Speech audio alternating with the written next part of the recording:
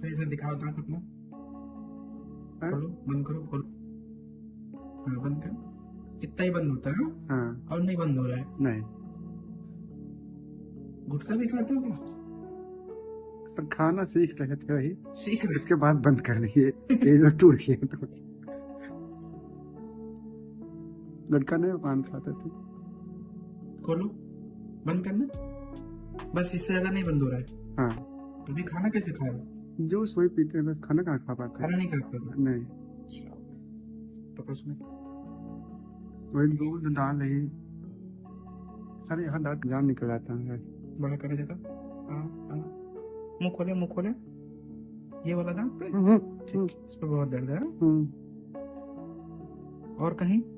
और कहीं पे तेज दर्द ऐसा नहीं हो रहा? नहीं।